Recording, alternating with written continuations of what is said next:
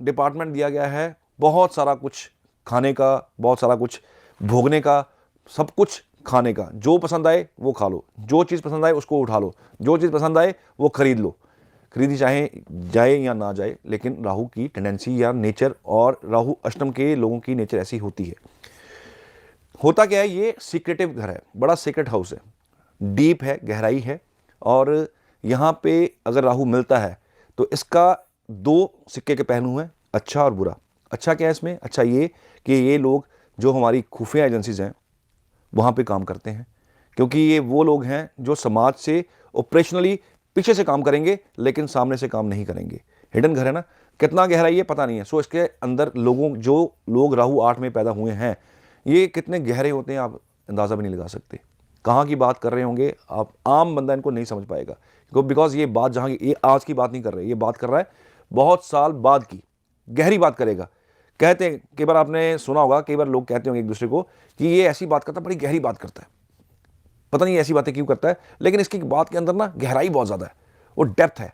ये वो है राहु। ये वो लोग हैं जो शायर हुए हैं, जिन्होंने अपने मैसेज के अंदर, अपने शेर के अंदर सब कुछ कह दिया। ये वो लोग हैं जो लिखते हैं, ये वो लोग हैं जो लिखने में विश्वास करते हैं और जो लिख के अपना जो फीलिंग है वो व्यक्त करते हैं, गहरी बात। तो यहाँ पे ये गहराई, रॉ, सीबीआई और जितनी भी खुफिया एजेंसीज हैं, राहु 8, राहु अष्टम घर, ये बेनिफिट इसका ये है कि ऐसे डिपार्टमेंट में काम करने को मिलता है। बैक ऑफ द जो पीपल काम करते हैं सामने नहीं आते हैं, बैक एंड पे काम चलता रहता है इनका। और दूसरा, ये लोग ऐसे लोग हैं जिनके दूर जाने से लोगों को फायदा होता है, जिनके वजह से लोगों को फर्क पड़ता है। सपोज कीजिए, एक बात हमेशा याद रखिएगा, मैं जब भी ये राहु की बात करता हूँ या किसी राशि की बात करता हूँ तो साइन की बात मैं ज़रूर करता हूँ। साइन के बिना आप इसका जो है ये एनालिसिस नहीं ले सकते, क्योंकि डिपेंडिंग ऑन द साइन कि किस साइन में चला गया, घर वही रहेगा, नेचर वही रहेगा, लेकिन साइन चेंज हो गया। मान लीजिए यहाँ पे 5th हाउस हो, राहु यहाँ पे 8वें घर में पड़ा हो, राशि नंबर 5 हो, तो राहु क्या करेगा? 5 नंबर किसका है? स्टडी का है, किसका है? आपके बच्चों का, किसका है? लव अफेयर्स का, अफेयर हिडन। इसके बंदे के जाने के बाद बच्चों का ग्रोथ होता है। कहाँ? या तो वो यहाँ से दूर चला जाए, 7 समंदर पार, या फिर वो दुनिया से चला जाए। मौत का घर है, लाल किताब के हिसाब से ये डेथ का घर है। तो इस इंसान के जाने के बाद फ़ायदा हो रहा है। ये घर इंश्योरेंस का घर है। अब जो टर्म इंश्योरेंस है या कोई इंश्योरेंस ऐसी जिसमें कोई इंजरी हो जाती है, पैसा कब मिलता है? पैसा बाद में मिलता है। कोई इंसान चला गया, उसका बेनिफिट बाद में मिला, यानी कि उसके जाने के बाद बेनिफिट मिल रहा है। इस इंसान का टारगेट होता है ज़िंदगी में, बहुत सारे टारगेट लेके चलता है ऐसा इंसान। मुझे इस एज में ये करना है, इस एज में ये करना है, इस एज में ये करना है, और उसके लिए सारी ज़िंदगी इसकी निकलती है उस मेहनत के अंदर। एक टारगेट अचीव हुआ, सेकंड टारगेट, क्योंकि गहराई का पता ही नहीं है टारगेट है कितना और कहाँ तक जाना है। तो इसका जो लेवल है गहराई का बहुत ज़्यादा है। राहु अष्टम वाले लोग लंबा चलते हैं, टारगेट लेके चलते हैं और दूर तक चलते हैं। खराब इसको इसलिए कहा गया क्योंकि ये साइन ना मार्शल साइन है, मंगल का साइन है। ऐसे लोगों के साथ अगर किसी का झगड़ा हो जाए तो ये पूरा नुकसान पहुंचाने तक जाते हैं। स्कॉर्पियो साइन एक ऐसा साइन है, मंगल के 2 साइन है, एरीज और स्कॉर्पियो, मेष और 8 नंबर स्कॉर्पियो।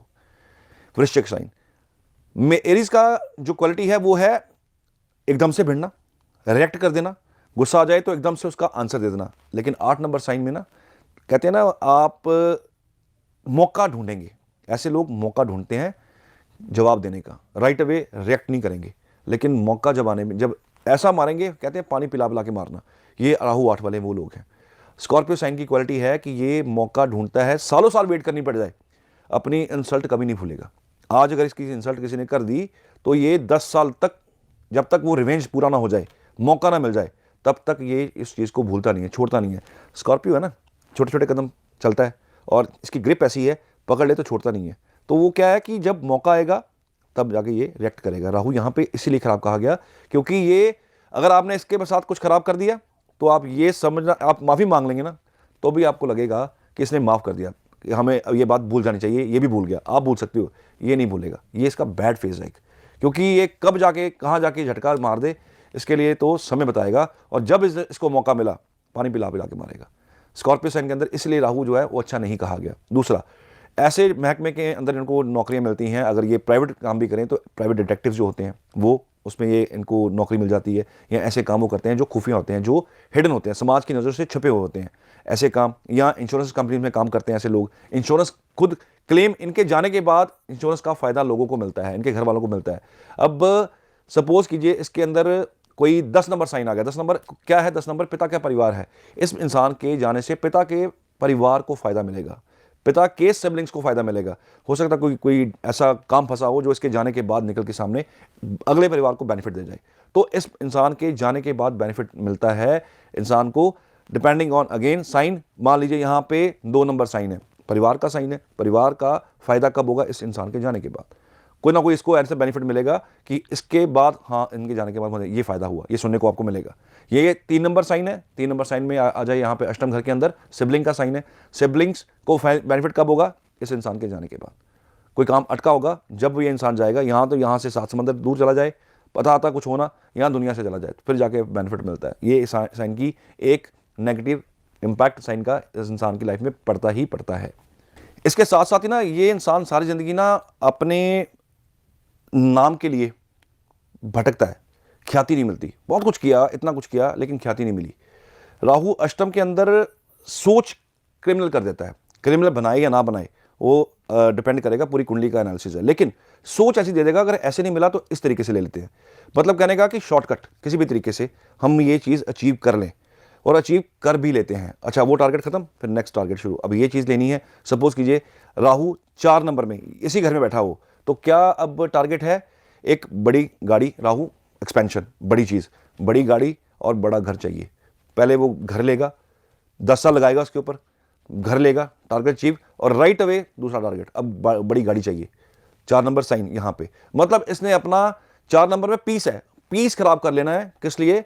अपने टारगेट को अचीव करने के लिए। चीज़ अच्छी भी है, लेकिन उसके अंदर ये पूरा जो सफ़र रहता है, इसके अंदर लीगल इलीगल वेज कुछ नहीं है। किसी भी तरीके से बाय हुक और क्रुक चीज़ मिलनी चाहिए, तो ये लीगल वेज भूल जाता है। ये भी एक राहु का बैड फेस का एक हिस्सा है। तो ये इस तरह बिहेव करता है राहु स्कॉर्पियो के अंदर। अगर वृश्चिक के अंदर राहु हो तो डेफिनेटली रेमेडीज करनी चाहिए। स्कॉर्पियो साइन छोटे केंकड़े का है स्कॉर्पियो, उसको आपको फीड करना चाहिए। किसमें? पानी में, मछलियों को फीड करना चाहिए, क्योंकि ये छोटे छोटे जानवर जो हैं, जो 8 नंबर साइन के अंदर आते हैं, वो होते हैं छोटे छोटे जानवर। और खास करके वाटरी साइन है तो ये पानी वाले जानवर है। तो पानी वाले जानवरों को, ऐसे बंदे को कुछ ना कुछ खाना देना चाहिए।